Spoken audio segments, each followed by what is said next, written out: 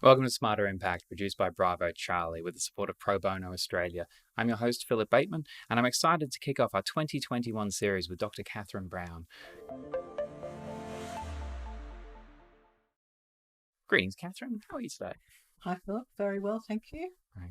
If you'll give me a minute to talk about you in the third person for our viewers. Catherine is a lawyer by training. Last year, you received the Order of Australia Medal for your service to the community through charitable organisations. The year before that, in 2009, completing your PhD thesis regarding philanthropic foundations and innovation at Swinburne. Great school. I've been there myself. Since 2011, you've been the CEO of the largest public community foundation in Australia, the Lord Mayor's Charitable Foundation, based in Melbourne.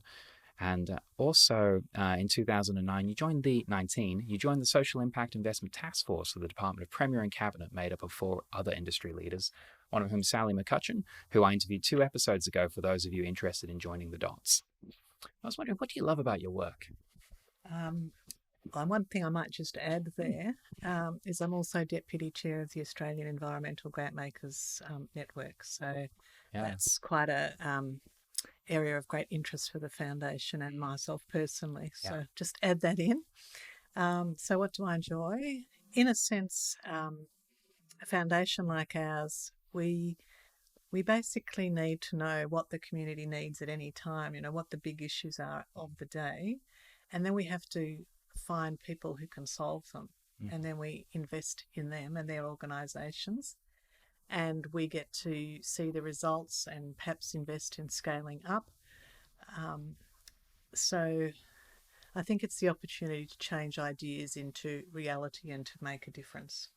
So what I'm hearing is you're this mechanism, like a lens for what's going on, and then finding the people who are doing it and amplifying their work. Yeah, and believing in them, and sometimes a very small grant from us will just be the tick of approval, which then brings in other funders, including government, and I find that really quite exciting. Yeah, that takes me back to Alan Schwartz, my last interviewee was talking about approaching government with this idea of saying, look, we're going to do this, and if it works, we want you to do this, and using that as a mechanism by way of basically opening doors to start projects. So do you find that is the case? Yes, and I think also there's an opportunity now to not just get government funding, but maybe through social enterprise or impact investing to scale up in other ways as well. So there's sort of many types of scaling, and bringing in government is one, but I don't think we should replace government. I think we should be sort of looking ahead and sort of testing ideas and demonstrating what's possible, so that it's de-risked for government. A minister once said that to me. He said, Catherine, the foundation and philanthropy, you de-risk things for government. Yeah, and by the numbers, you're giving away several $1 million a year, I believe. About 12.5 million this year. And so how do you generate that money again? Like, how does it come in? So we're a community foundation, which basically means we have an endowment made up of bequests and donations from many people over many years. Some very large bequests from 2 particular people, Arthur Martin and also Eldon Foote, the largest bequests, but also many others over many years. And our first bequest was actually from Sir John Swanson, who set up the foundation in the beginning. So that was rather lovely. So that's basically it's invested, and then the income is used for grants. Could you share one of the hardest moments you've experienced At the foundation, or hardest?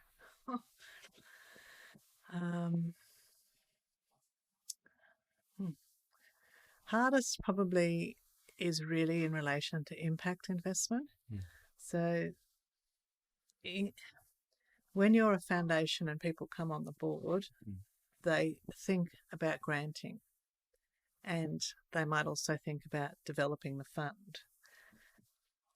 The leap to move from granting here and investing the corpus there, and to actually think that the investments could have a social and environmental impact, not just as responsible investment, which we also have a responsible investment policy, but that you actually consciously think about the social or environmental impact, and then the financial return, that's quite a leap for the investment committee and the board.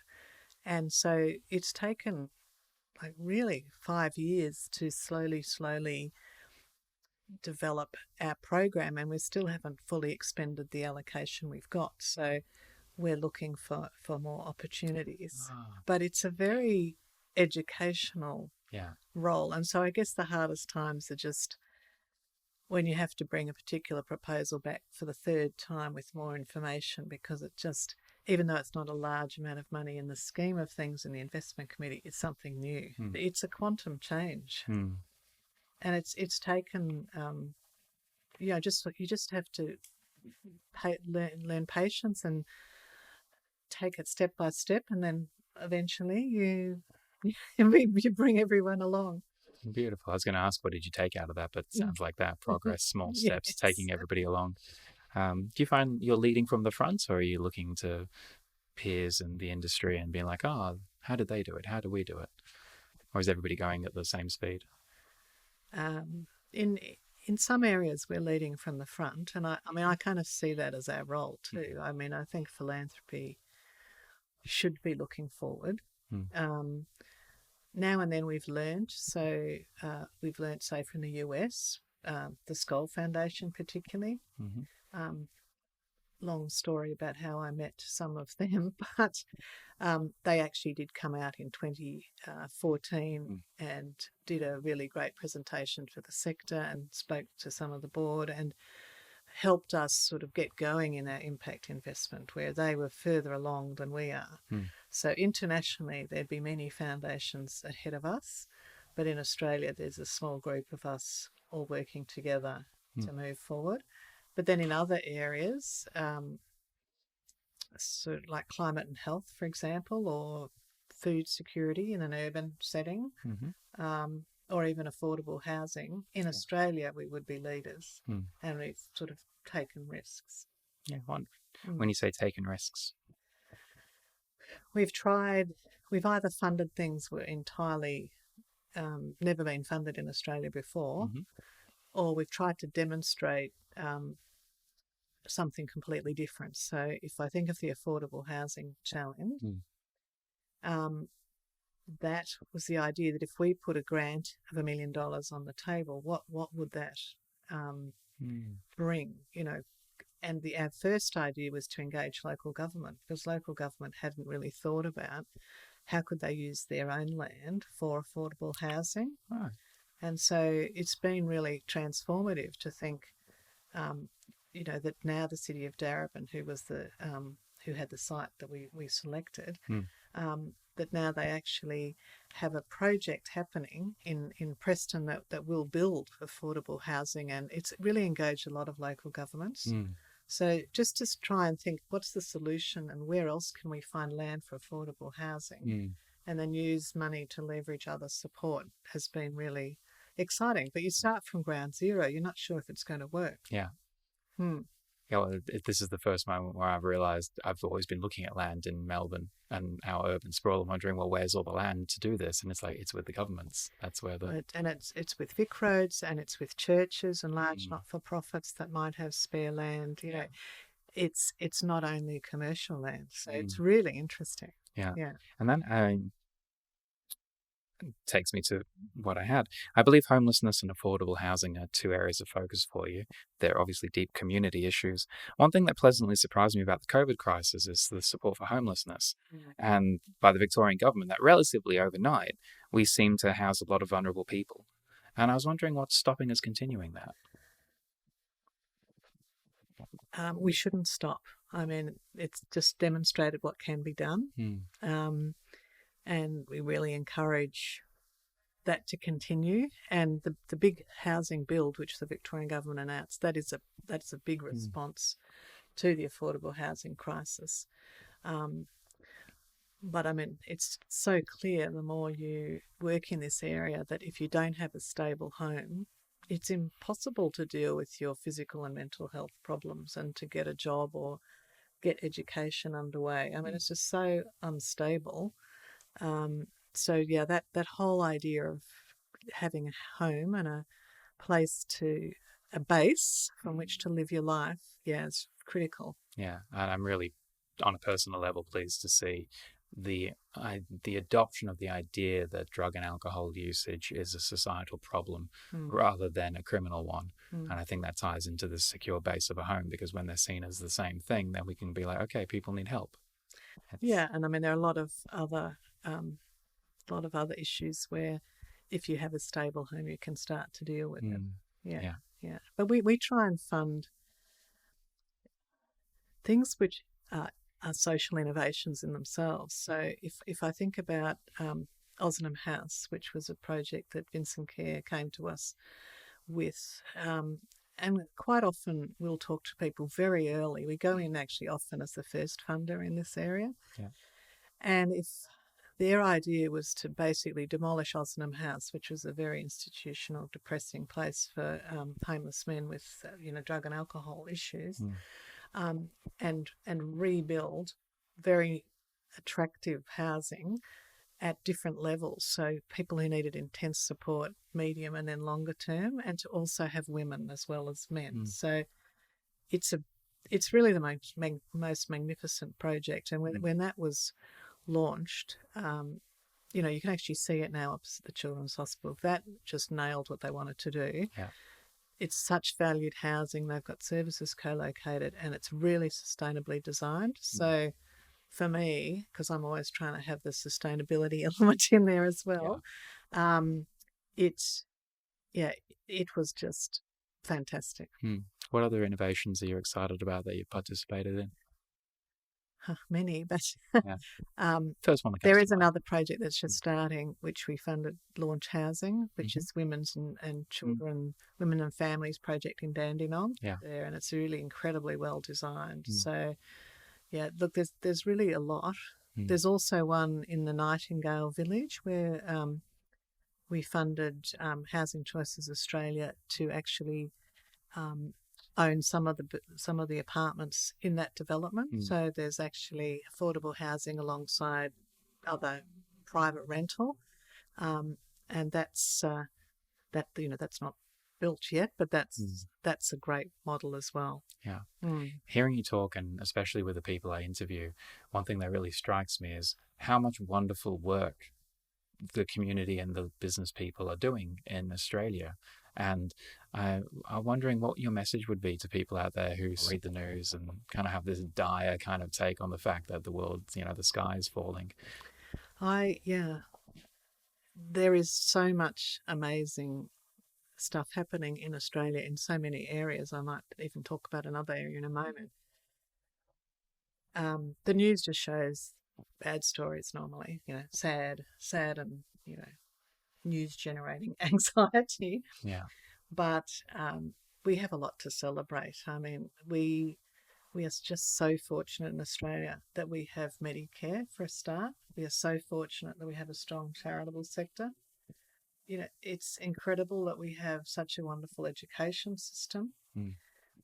It's such a egalitarian society, and it's got that nice balance. I suppose that's why I like social enterprise. It's kind of this nice balance between a strong safety net, but still that opportunity for innovation and entrepreneurship if you want to go down that path.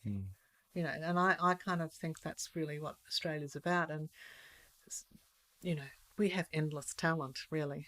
I mean, you can see it even in how we're dealing with COVID, and one thing we did fund in that area was the Alfred Hospital to build on some research they'd already started, not related to COVID but related to other infections, to look at the best possible treatment for COVID for very vulnerable groups, so older people in residential care and also people who with immunocompromised systems. And that's been exciting, and they've developed, they've come up with some recommendation and shared them nationally and internationally. And, I mean, I think I could do a weekly program, basically, on all the great people in Australia tackling all the tough stuff. The good news. It's necessary. In 2010, you released your book, Great Foundations, 360-degree guide to building more resilient and effective not-for-profit organizations. It talks to key areas such as sometimes the back office should be front of mind, why slick marketing is not enough without solid program delivery, what folks need to know legally, why folks need to know legally what is under the hood of a not-for-profit engine, why thoughtful planning and active networks are critical to the survival of a not-for-profit. Looking back on it, what did you include or what would you add now with another decade's experience? It's really interesting, actually. Most of it, I think, would still stand. I think probably I think I touched on it, but adaptability, I think, is probably the thing I'd be really thinking about now, having gone through the COVID experience. What does that mean on the ground, adaptability? That means being an organisation that is able to stay true to your mission and still deliver your services or achieve your goals in a different environment. And for example, some of the organisations like Justice Connect or the Ask Izzy service that Info Exchange run, Streets collaboration with other social enterprises around food. There's more. They were able to use digital tools and deliver, scale up their services so brilliantly to meet demand. It was really inspiring. So I think that sort of whole organisational resilience, adaptability could be another chapter now. Yeah. Great. And in relation to your leading of the oldest charitable trust in Australia, what are the questions you struggle with on a day-to-day basis? Well, I mean, you mentioned the strong back office that I mentioned there. I often say, well, sometimes say, that, you need a strong back office if you're going to sort of trampoline into innovation and funding interesting work. So, you need really good due diligence and you need to understand the legal sort of framework that we're operating in Australia, and you need to know the areas. So, I mean, the things we've done is deepen our knowledge of the areas we're funding in, having program managers actually work in each area. I'm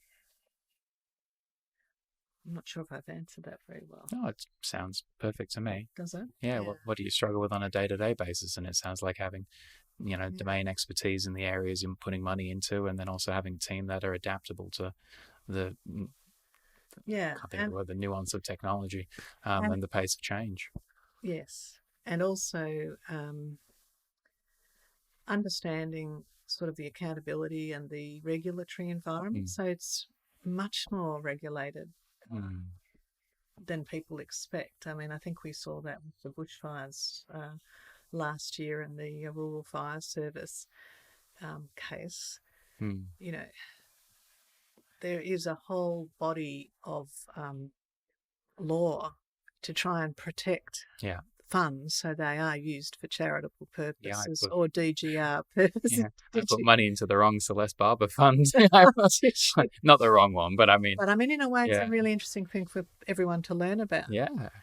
I mean, I put money into her New South Wales Rural Fire Service, and then I started one for the Vic Fire Service, and then shared it with some friends because I'm like, look, hey, all the money's going over there. Legislation says it's a bucket, and they can't give the bucket over here, and we live here. Yeah, so it's a good idea to think about buckets and where the buckets can go, and what's the purpose of the different buckets. And it's more complex than some other countries. Require astonishing forethought if you're setting up something to know what buckets you need for what you're going to do in the future.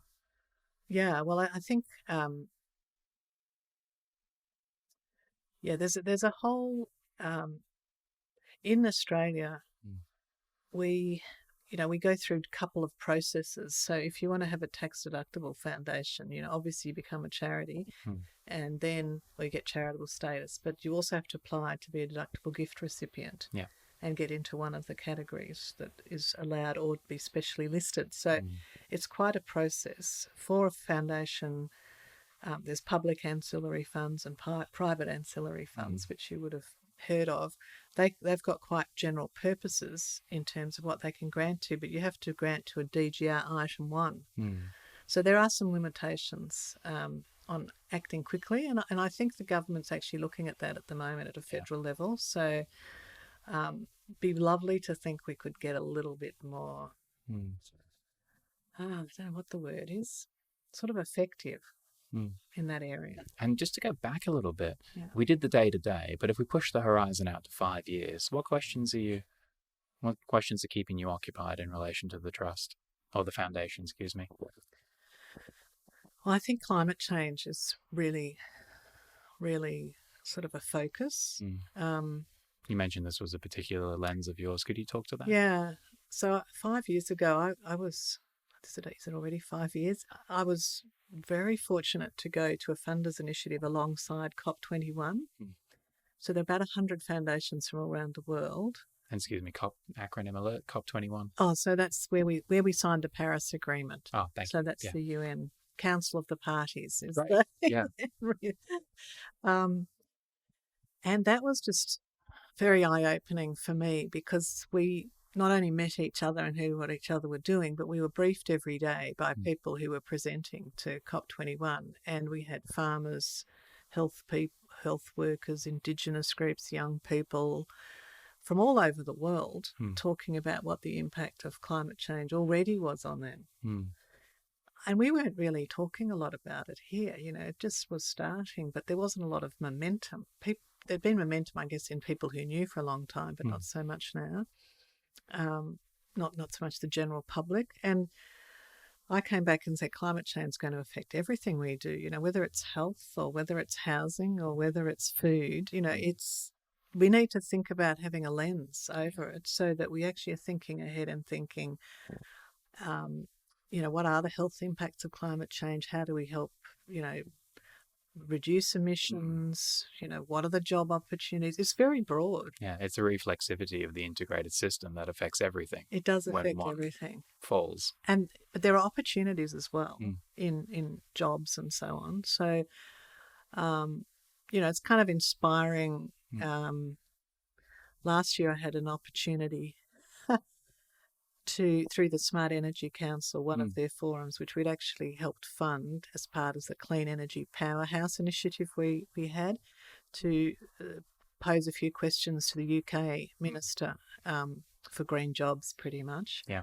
And they just have a whole plan of what can happen. And really looking forward to us having the same plans. Yeah. And I mean, in that regard, through your time on the Social Impact Investing Taskforce, what have you discovered that surprised you? I suppose from my point of view, I'm a little surprised that some of the things that we actually made grants to were really important in terms of later being able to create social impact bonds. So, to help people demonstrate, say, the journey to social inclusion with Sacred Heart Mission, or there was a Staying Together project as well.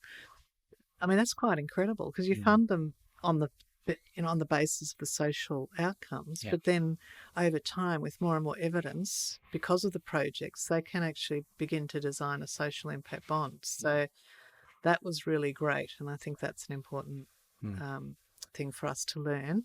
In terms of, it's just inspiring to think what's possible. You look at what they've done in the UK with Big Society Capital and the ACER Foundation to support social enterprises and impact investing. And they've taken such a leap forward in 10 years because of that. Yeah. If we could have that sort of thing, that'd be a quantum leap forward too. Yeah, I've been just blown away by looking at what the people are doing in the GSG, and Michelle Giddens and the Bridges Foundation and things. Yes. Michelle Giddens and Rosemary Addis were the two people I interviewed at the start of the Smarter Impact series. So I've met Michelle and I know Rosemary well. So I mean, it's really great. But it's amazing. It is amazing. I'm sure in 5 years we'll see it more as business as usual. One thing I would like to mention, the Lord Mayor's Charitable Foundation, we're essentially a community foundation, and so we're not set up by one, hugely successful business person. we're set up by a whole lot of people who, are comfortable but are very altruistic. And I think in a way the media don't find us very sexy. I mean, it's not quite Bill Gates or, Twiggy Forrest or whatever doing things. So, but I think there's a huge potential. In Canada, the Governor-General there, maybe 5-10 years ago, ran a Smart and Caring Canada campaign to encourage Canadians to give to their community foundation to get involved in philanthropy. Yeah. So I suppose I'd like to say that philanthropy is for everyone at whatever level you can participate. Well, thank you so much for being on the show. Thank you for watching. Thank you, Philip. Yeah, if you enjoy this material, please get it out there. Help us spread the message. There's wonderful people doing amazing work. And the more we are aware of it, the more it will happen. Yeah, great. Thanks. Thank you. Let's talk concepts. Firstly, building for the second circle. I'm confident you're engaging and know your stuff. The problem arises when you walk out of a room and the person you've just met tries to convey your message. It doesn't have your nuance, expertise, or enthusiasm. Video does, and it ticks the main purpose of marketing, which is making it easy for people to sign off on trusting you. It's shareable, repeatable, and engaging, and we can build it for the second circle, which means your clients can easily pass on your message.